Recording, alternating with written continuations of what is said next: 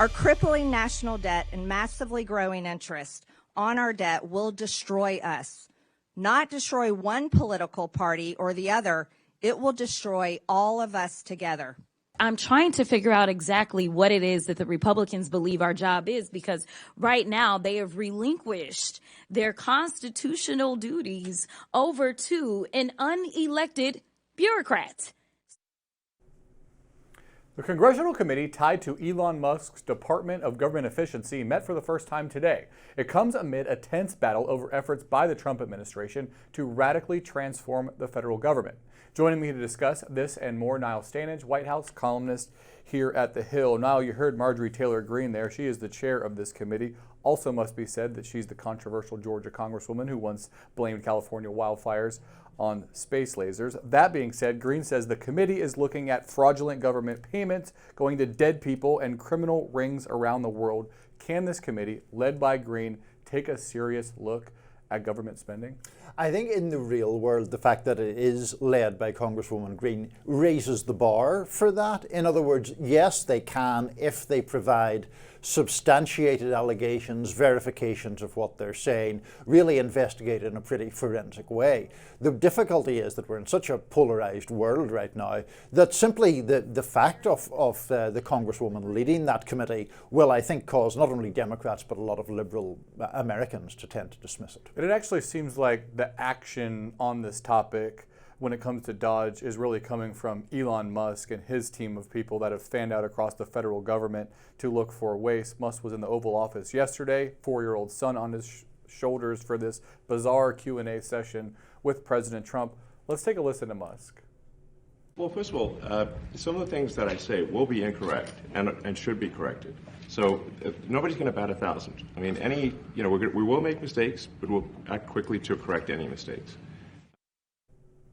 So he's made some mistakes, but President Trump issued an executive order to give him more power. Is that going to help Musk get around the courts, which so far have been giving him some trouble? I'm reluctant to say that it will. It does give some sort of imprimatur from the president for his work. But the argument that has generally been made in the courts is a bit different from that, particularly where spending is concerned. The argument from people opposed to Musk is Congress has often mandated spending for certain reasons or mandated conditions under which you can or cannot fire people, and he is transgressing those rules. So an executive order in and of itself does not really resolve those legal conflicts. And there are actually several hearings today on lawsuits seeking to block Musk's reforms to USAID, FEMA, Office of the Special Counsel. So far, as we said, Musk and Trump not doing so great when it comes to these court challenges. We'll see how they play out. Many of them may up with the Supreme Court.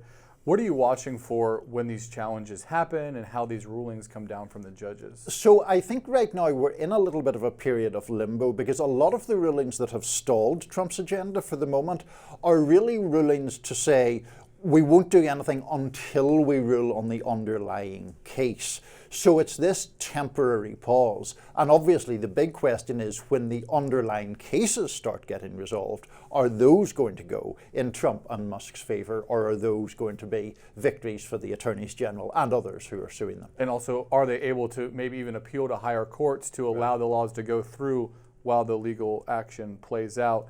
8 federal watchdogs fired by President Trump last month are suing to get their jobs back. The inspectors general monitored agencies like DOD, Departments of State, Labor, Education.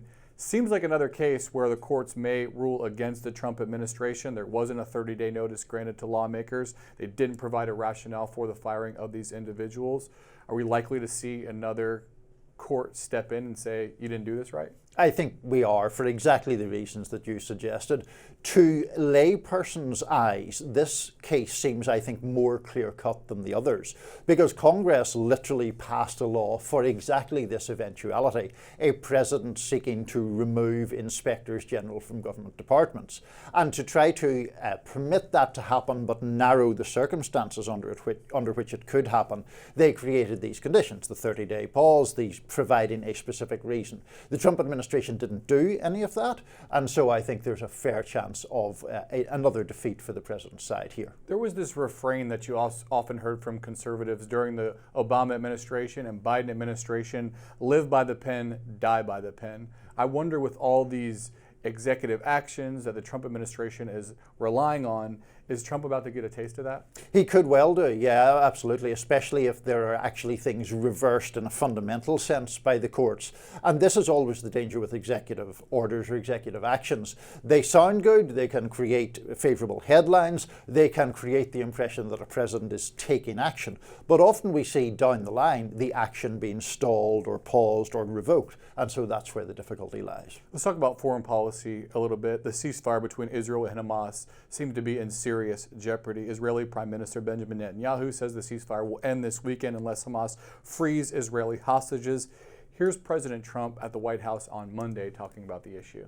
As far as I'm concerned, if all of the hostages aren't returned by Saturday at 12 o'clock, I think it's an appropriate time. I would say cancel it and all bets are off, and let hell break out. Now that seems to fly in the face of the phased release plan that Trump's own envoy negotiated. Both sides, Hamas and Israel, have accused the other of violating terms of the ceasefire agreement. Do you think we'll see renewed violence in Gaza? It looks sadly likely, I think, that we will. Now, it's possible that the public pressure, particularly on Netanyahu, to find a way to release all of the hostages might prevail in the end, but he's under a lot of pressure in Israel from people even further to his right, and so that creates its own complications.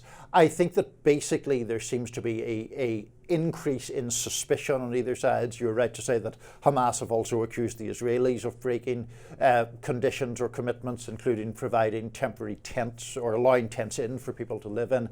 So it looks like it's beginning to unravel, and I think that's a great tragedy for the people of that region. What do you make of this meeting that happened yesterday between Trump and King Abdullah of Jordan? Trump continued to promote this idea of a U.S. takeover of Gaza and a relocation of Palestinians to Jordan and Egypt. So the interesting thing to me about that meeting was, in the meeting itself, or at least the part that the press was permitted access to, Abdullah was fairly conciliatory toward Trump, wasn't dismissing things out of hand. There was this suggestion that he would accept 2,000 Palestinian children.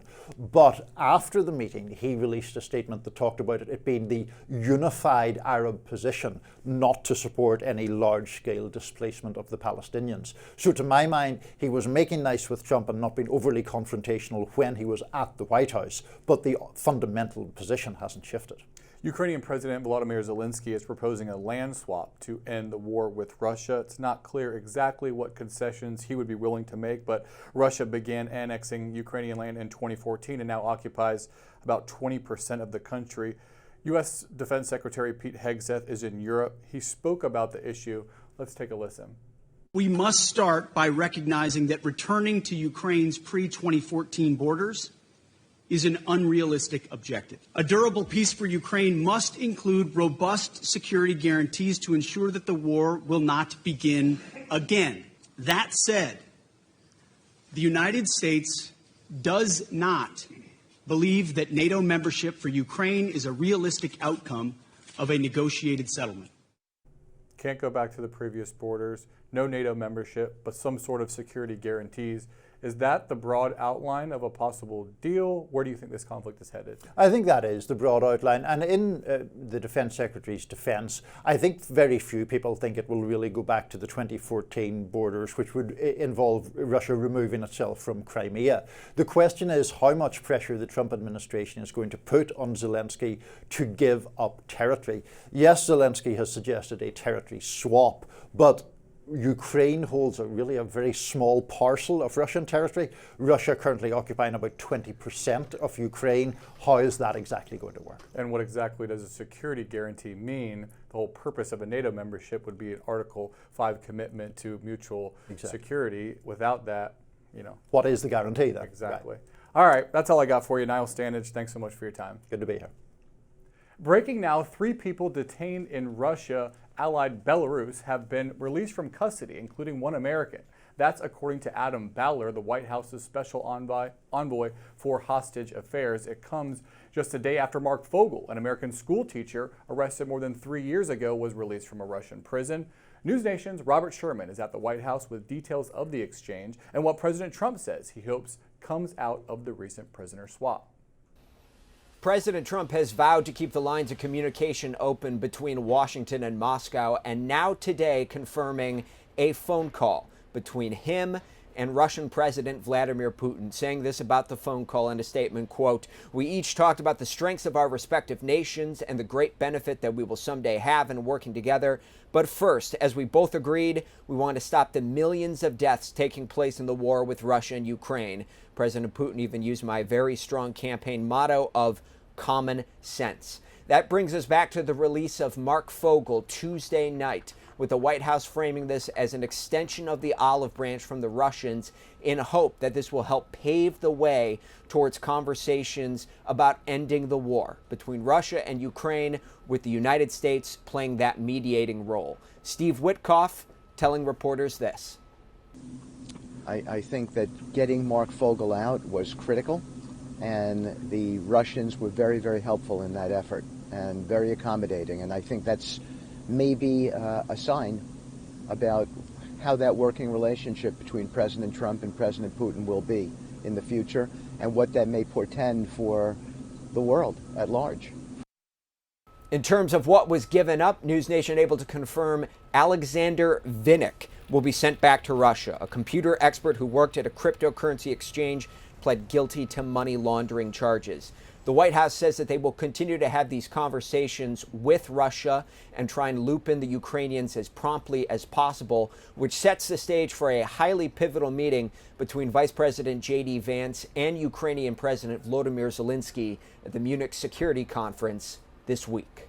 Drew? Thank you, Robert Sherman. Inflation accelerated in January, increasing 3%, with the largest jump in egg prices in 10 years. The cost of groceries, gas, and rent all rose last month, according to the Consumer Price Index figures released by the Labor Department Wednesday. The latest numbers come as a disappointment for businesses and families already struggling with inflation and high interest rates. Inflation has remained firmly above the Fed's 2% target for the past 6 months. President Donald Trump has made lowering grocery and living costs for Americans a major part of his political platform. Some economists worry his proposed tariffs could increase costs for Americans. Trump on Monday imposed 25% tariffs on all steel and aluminum imports. That's today's Daily Debrief. I'm Drew Petrimoulx. Be sure to like, share, and subscribe to the Hill's YouTube channel, and come back here soon for the intersection between politics and policy.